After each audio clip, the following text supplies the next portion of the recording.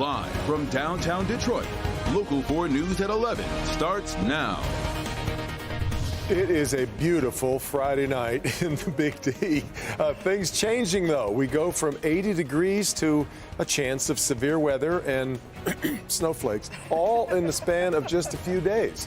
So good to have you with us. We're going to start things at 11 here with this roller coaster weekend forecast coming up. I'm Devin Skillian. I'm Kimberly Gill. Let's get right over to forewarned meteorologist Kim Adams to track it all for us, Kim. Well, it's not an ice storm. I mean, there's there that. You go. So there's a bright spot in it. And also the severe weather risk is very, very low. In fact, on the scale of 1 to 5, we are the lowest. It is a threat level of 1, which is marginal.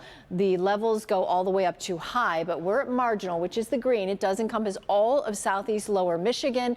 And the main concern is when this cold front comes through on Sunday, it could produce some pretty gusty winds that do reach severe limits. Over 60-mile-per-hour winds possible.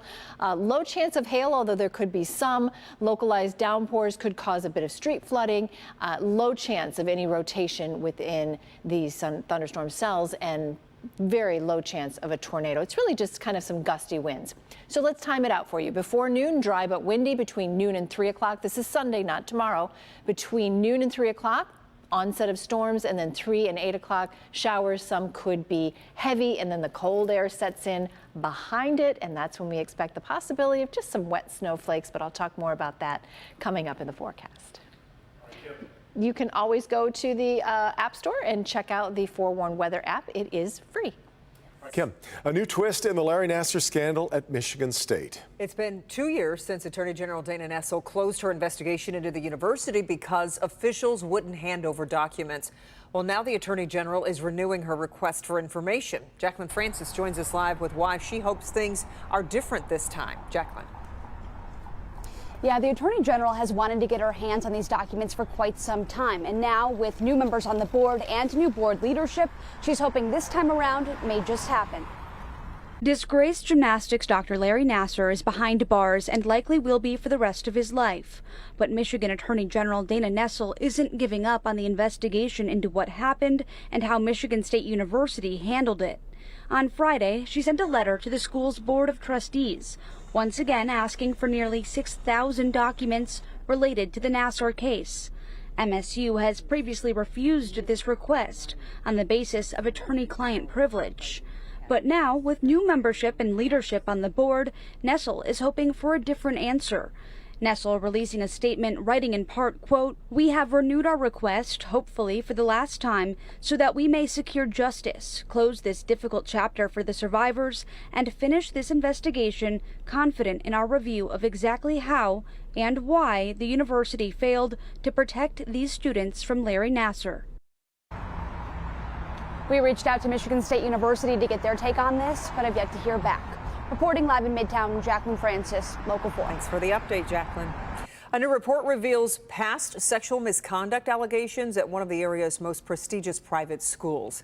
An independent investigation launched by Cranbrook found 9 former employees took part in sexual misconduct. The most recent incident happened in 2010, and the rest happened in the 1940s and the 1980s. The range of behaviors included grooming, inappropriate touching, and in 2 situations, sexual intercourse. It's important to note no current Cranbrook employees are accused of sexual misconduct. An update now to breaking news that we were bringing you last night. At this time, Detroit police have now identified a 5th victim in a shooting on Detroit's west side. Police say 2 14-year-olds, an 18-year-old, and 2 adults were shot after a fight between neighbors. Police say more than 30 shots were fired after someone became angry over a delivery on Penrod near Schoolcraft and the Southfield Freeway. Police have recovered 4 guns, but they are still trying to figure out who fired when. One person has now died in connection with a fungal infection outbreak at a paper mill in the UP. Health Department says that person was a contractor at the Billerud paper mill in Escanaba. There are now at least 97 suspected or confirmed cases of bastomycosis connected to the factory. Fungus is mostly found in soil and decomposing wood and leaves. It does not spread from person to person, and yet look at all of these cases. The paper mill is closing for at least 3 weeks to undergo a deep cleaning. A 16-year-old is facing charges for making a threat at a high school in Shelby Township. Prosecutors say the teen downloaded a photo of a person holding a gun, then added a threatening phrase. The teen airdropped it to 100 students at lunch at Eisenhower High School last month. Police used technology to track down the teen's cell phone and arrested him.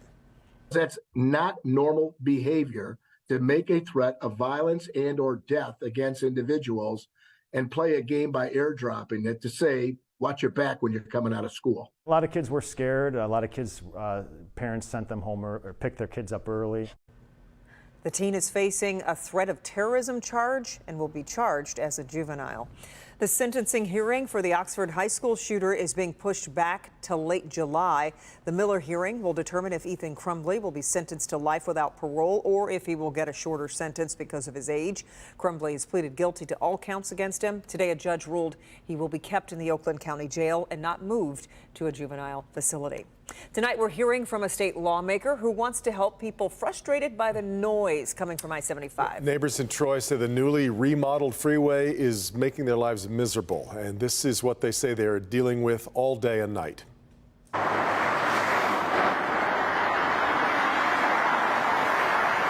Apparently much worse after the remodeling. Now a bipartisan group of lawmakers looking for a fix. Mara McDonald live in Troy. Mara, MDOT says most of these people, though, don't qualify for soundproofing.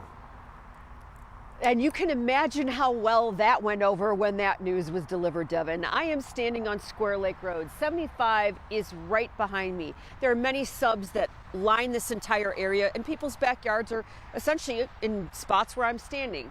Like you said, and like you just heard, listen to what it sounds like if you're sitting on your back patio.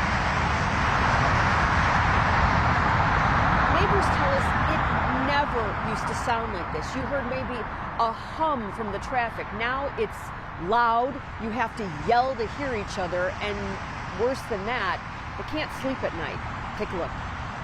Literally, when I go in my backyard, it sounds like I'm standing on I75 changing a tire. Over and over, neighbors describing the change since 75 was modernized in Troy. They turned out in force Tuesday as MDOT released the results of its noise study into all the complaints. Of 6 sections of 75 that want soundproofing, MDOT says 2 qualify. Neighbors so angry over how this has been handled, they paid for their own study and disputed MDOT's numbers. We would not give up.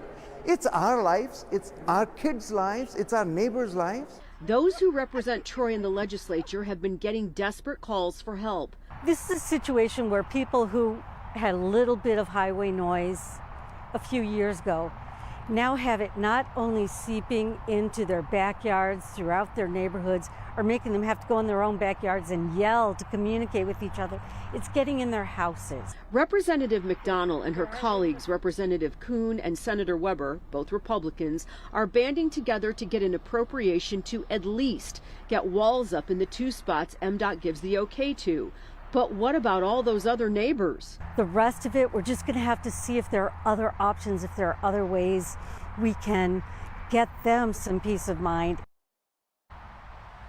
Back here live, McDonald says it's going to take some time and some effort to get that appropriation to at least get those 2 out of the 6 soundproofing walls up. As far as what can be done for the people who don't qualify, let me tell you, there are a ton of engineers who live in these subs around here, and they're compiling their own data to take to the state.